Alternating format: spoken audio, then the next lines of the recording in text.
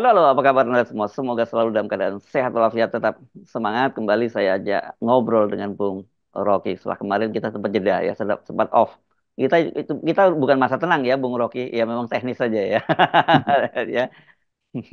Iya, saya memang off juga dan Hmm, harus untuk memulai semacam refleksi ya. tentang Indonesia. Sebetulnya Indonesia pasca 14 Februari.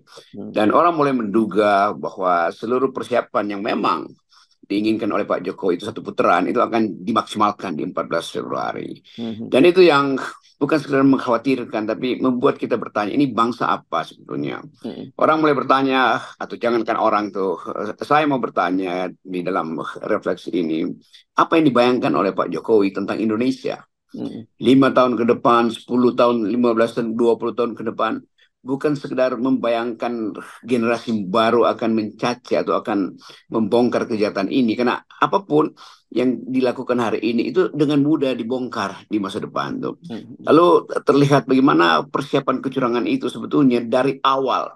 Bukan sekedar dari Mahkamah Konstitusi yang meloloskan Gibran, tapi dari awal keinginan Pak Jokowi hmm, memanfaatkan Projo, memanfaatkan PDIP bahkan untuk membujuk supaya dia perpanjang masa jabatannya. Jadi kalau kita bikin refleksi, seorang tiran itu memang tidak mungkin melepaskan ambisi dia untuk terus jadi tiran. hmm, Jadi dengan segala permohonan maaf kita mau terangkan bahwa pernah dalam sebuah sejarah seseorang yang dipilih secara demokratis akhirnya menggerogoti demokrasi itu sendiri itu. Hal yang kita baca mungkin orang membaca itulah tesis yang ditulis dalam buku How Democracy Dies itu. Tetapi waktu kita baca buku itu kita menduga bahwa Indonesia nggak akan jadi seperti itu tuh.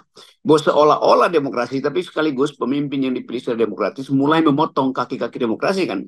Itu yang mungkin membenarkan dugaan-dugaan awal bahwa persiapan kecurangan itu dimulai dari sejak Jokowi berambisi untuk jadi memperpanjang masa jabatannya sampai peristiwa di mana ada poster PSI atau stiker PSI dengan uang 100.000, ada Gibran Center. Ya kita nggak lihat di tempatnya Anies sebetulnya. Jadi dalam perbandingan itu kita mau terangkan pada masa masyarakat Indonesia bahwa memang kecenderungan-kecenderungan otoritarian sudah terlihat dari awal pada Pak Jokowi. Dan itu yang akan kita jadikan bahan untuk memantau apakah Indonesia setelah Jokowi menang misalnya atau rejim Jokowi menang akan aman-aman aja. Bukankah dendam itu akan dipupuk? Jadi bagi seorang negarawan lebih baik dia menyerah daripada dia berupaya untuk membangun kekuasaan dia yang akan dicatat oleh proyek kekuasaan yang buruk. oke.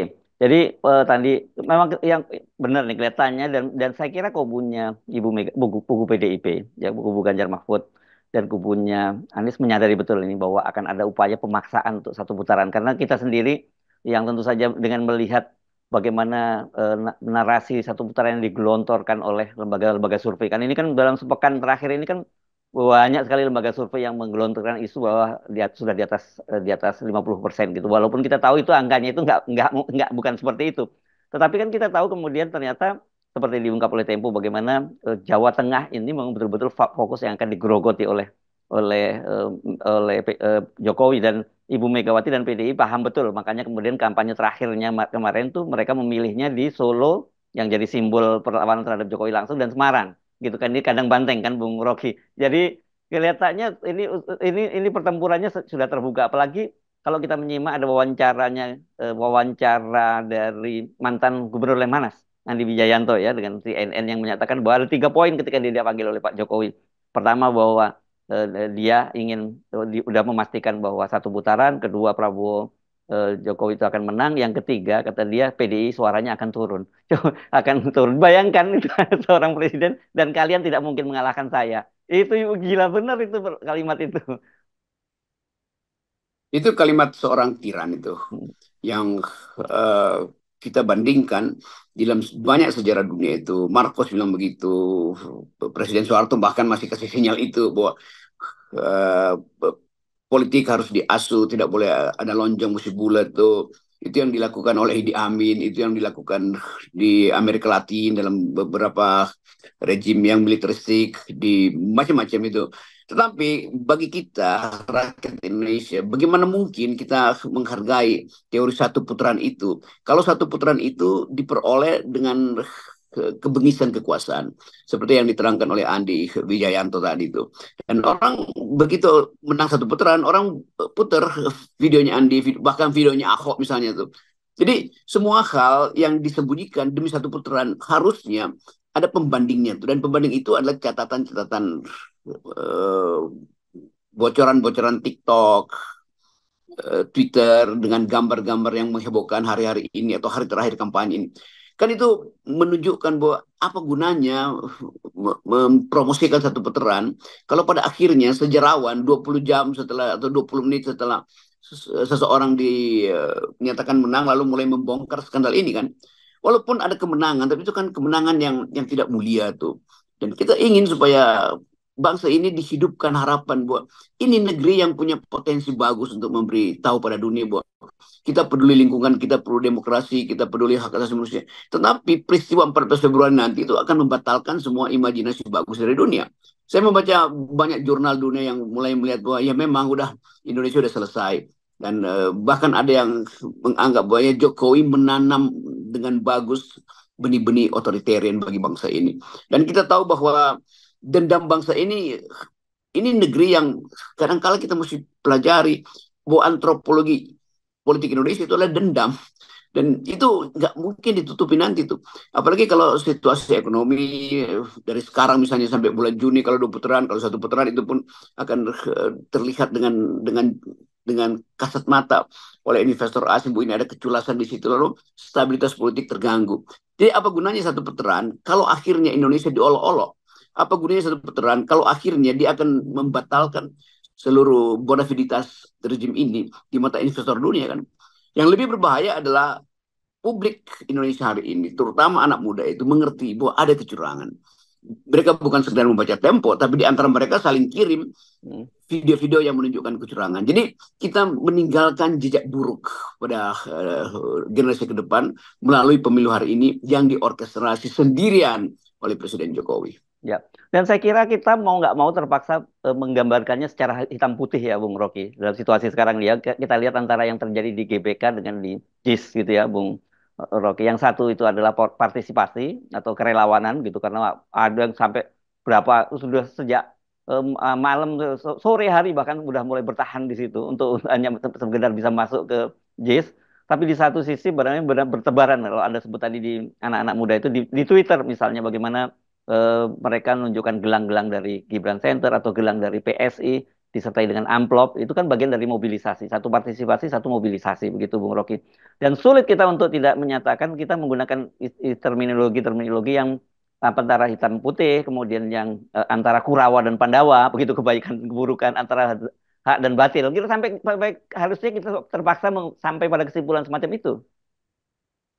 Iya, saya kira itu yang harusnya ditunjukkan bahwa moral itu akhirnya to be or not to be, hitam atau putih itu. Ya. Nggak mungkin ada lagi penjelasan yang memungkinkan orang permisif atau semacam apologi. Nggak begitu. Itu memang sengaja dimasukkan anak-anak muda untuk bikin kreasi sendiri, untuk mendelegitimasi hasil-hasil survei. Loh, itu adalah justru reaksi terhadap hasil survei yang kelihatannya terlalu terlalu pamer gitu, terlalu arogan, kan itu intinya.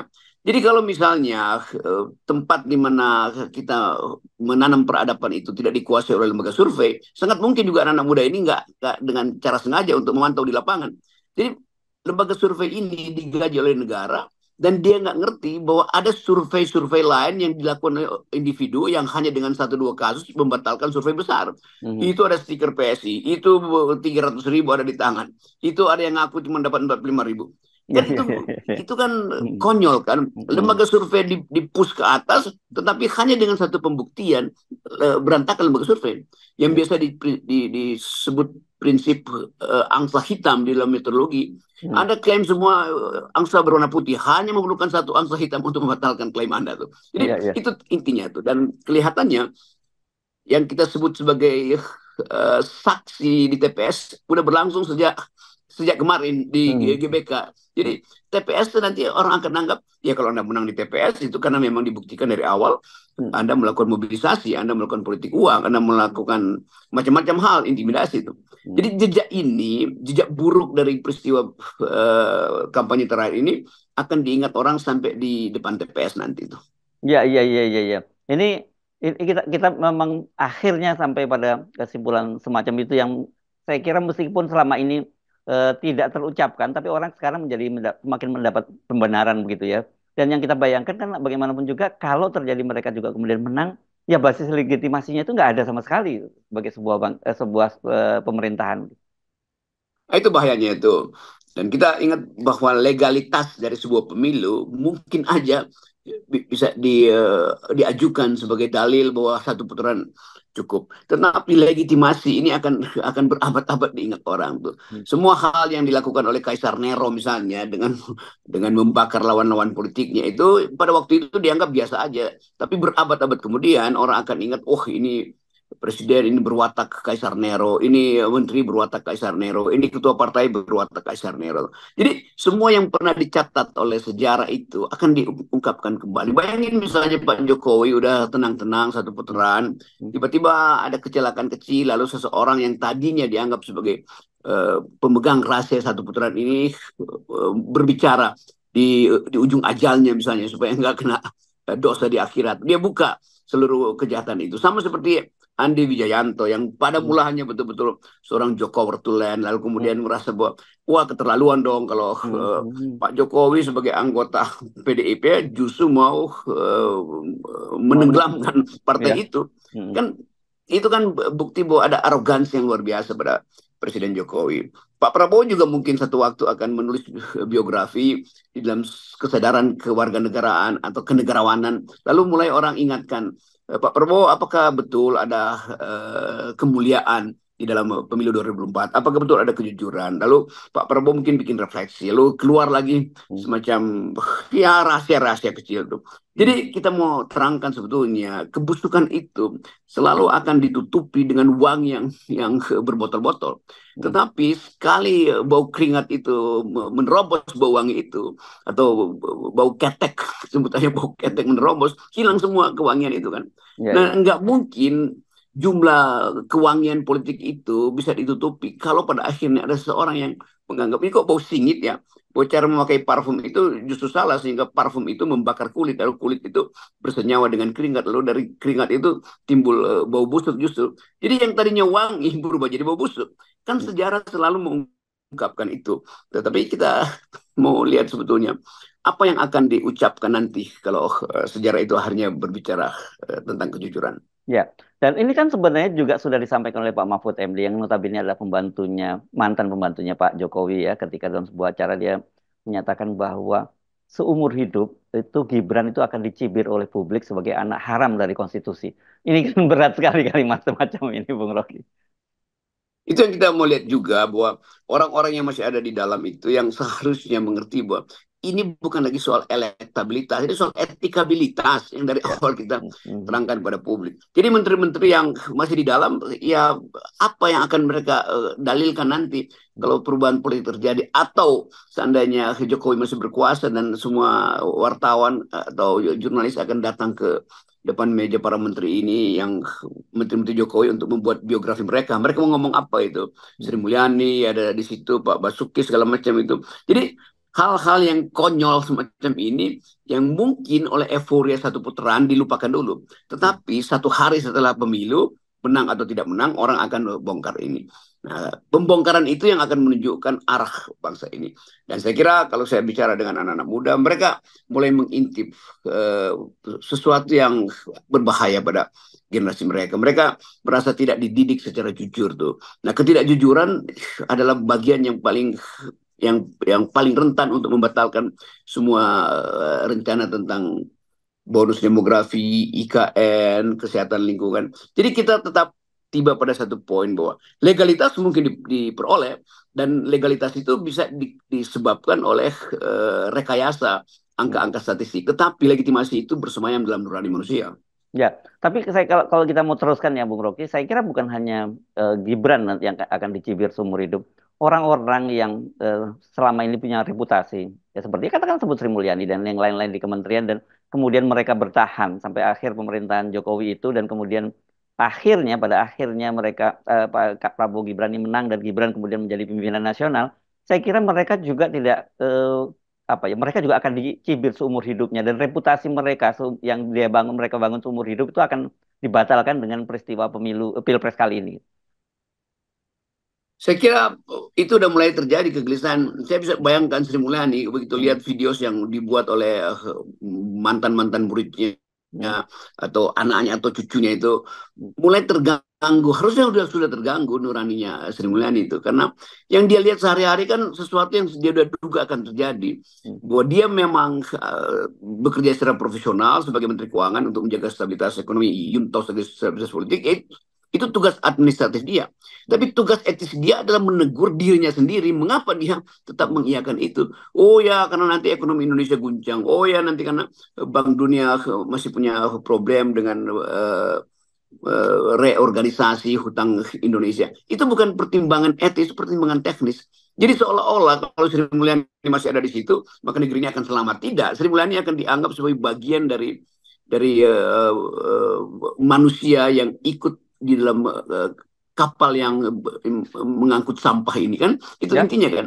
ya. Jadi poin-poin ini yang mesti kita ingatkan bahwa kita nggak punya kepentingan mau Anies, mau Prabowo, mau Ganjar yang menang. Yang kita inginkan ada proses yang jujur untuk menuju kemenangan. Dan Benar. ada proses yang jujur sehingga kalau orang dikalahkan, dia nggak akan menganggap bahwa ini kecurangan. Kan hanya itu nilai etis yang kita perjuangkan. Iya, iya. Saya kira kan sebenarnya ini kayak prinsip apa ya? Kalau dalam kedokteran itu harus ada punya kedinginan secara profesional gitu ya, Bung Rocky. Kalau orang mau harus diamputasi, ya lebih baik diamputasi daripada nyawanya terancam gitu. Apa yang dilakukan oleh Sri Mulyani ini kan dia tidak mau melakukan amputasi, tetapi kemudian bisa menyebabkan orang itu mati kan gitu. Ya itu ya sumpah Hipokrates itu buat Hmm, tolonglah orang semaksimal-maksimalnya walaupun penderitaan itu harus dia telan sendiri tuh supaya ada kejujuran tuh. Jadi hmm, nanti si dokter itu kok Anda menyembunyikan penyakit ya. Padahal hmm, sebetulnya Anda lakukan aja ya. hmm, Karena itu adalah tugas etis Anda itu. Bukan sekedar untuk menghasilkan kesehatan jiwa, kesehatan batin, tapi kesehatan jiwa bagi keluarga misalnya. Tidak ada kebohongan di situ kan. Kan dokter itu dia tahu bahwa kalau ada sel yang rusak maka sel itu harus diamputasi itu bukan dibiarkan seperti sel kanker yang harusnya melakukan apoptosi bunuh diri secara hmm. secara biologis tapi dia diasuh sehingga dibiarkan metastasi. Jadi kalau orang seperti Sri Mulyani menganggap ya ini tugas profesional saya adalah menyelamatkan bangsa ini dari krisis ekonomi. Tapi pada saat yang bersamaan dia menjadi pelaku pelenggangan kekuasaan yang otoriter. Jadi Hmm. buat apa sifat Sri Mulyani yang seolah-olah jadi andalan Indonesia ke dalam ke investor asing? Kalau investor asing sendiri menganggap ya pemilu Anda itu buruk dan Anda bagian dari keburukan itu karena membenarkan APBN dipakai untuk menyogok rakyat kecil kan itu Hmm. dasarnya. Jadi Sri Mulyani akan dicatat juga sebagai orang yang memanfaatkan kedudukan dia untuk mensponsori rezim yang bengis ini ya. Bengis secara sosial, bengis secara psikologi. Iya, iya. Nggak cukup kalau hanya dia menyatakan kepada internalnya sendiri bahwa netralitas itu adalah value dari Departemen Keuangan ya. Iya itu betul. Iya saya dengar dia bilang kita mesti netral. Tetapi pada saat yang sama dia mensponsori ketidaknetralan. Kan itu artinya Iya, iya, dia iya, iya. memang menginginkan dirinya aja yang dianggap Hmm. oh seolah-olah bersih. Padahal diam-diam dia mensponsori kejahatan di dalam pemilu. Kan itu Ya, dasarnya. Jadi ya. sebenarnya betul-betul buta huruf terhadap prinsip bahwa etik itu total, bukan parsial. Parsial di dalam Departemen Keuangan, apalagi parsial dalam dirinya kan. Kan itu manipulatif justru. Jadi Ya, cara Sri Mulyani untuk menyatakan kita netral ya, biarkan orang lain yang tidak netral. Loh itu artinya dia mensponsori ketidaknetralan kan itu ya, ya, dasarnya. ya. Ya, kalau kita mengambil analogi dalam hukum, membiarkan dan mengetahui tapi dia membiarkan kejahatan itu ada sebuah kejahatan juga gitu. Apalagi dia kemudian diam-diam membantu kejahatan itu sendiri. Dia termasuk pelakunya, pelaku dari kejahatan itu. Iya itu Sri Mulyani lakukan dua hal sekaligus, act Ya, of commission dan act ya. of omission. Dia diam-diam membantu kejahatan dan Hmm. diam-diam membiarkan dirinya larut dalam kejahatan itu kan. Jadi Ya, hal-hal semacam ini akan diingat orang. Mas Sri Mulyani itu nggak ngerti integritas dan orang yang nggak ngerti integritas artinya orang yang betul-betul koruptif dalam pikirannya. Kita bisa tuduh dengan lantang bahwa Sri Mulyani di kepalanya itu koruptif terhadap etik. yes, saya kira mungkin waktunya untuk mengucapkan selamat tinggal juga untuk Ibu Sri Mulyani ya, terutama dalam soal hal yang bersifat etis ya, Bung Rocky. Iya, artinya kita mesti sebutin Mbak Sri Mulyani tidak mungkin diandalkan sebagai tokoh etis akhirnya. Yes. Dan bertahun-tahun orang melihat Sri Mulyani sebagai sosok yang ya menahan banyak rahasia, tapi akhirnya dia menjadi bagian dari pembusukan politik Jokowi itu. Jadi udah nggak perlu lagi didorong-dorong Sri Mulyani karena waktunya udah hilang tuh. Ya. Walaupun akhirnya dia mundur, yaitu dia mundur karena pertimbangan pragmatis, bukan karena Hmm. pertimbangan etis akhirnya kan. Ya. Jadi moral Sri Mulyani itu hancur aja. Dan orang akan catat bahwa ada seseorang yang bertahun-tahun diandalkan sebagai proponen etik, akhirnya dia sebenarnya bagian dari kebusukan yang sama dengan pemimpin yang dia asuh, ya, yang dia puji-puji itu Presiden Jokowi. Jadi ini satu rejim yang akhirnya akan dinilai oleh sejarah sebagai rejim yang busuk itu. Yes. Oke. Baik, Bung Rocky. 0% Bang, Bung Rocky ya. Ini Ya, standing kita selalu seperti ini. Ya. standing kita tetap 0%. Itu posisi etik paling benar dalam sistem presidensial. Ya.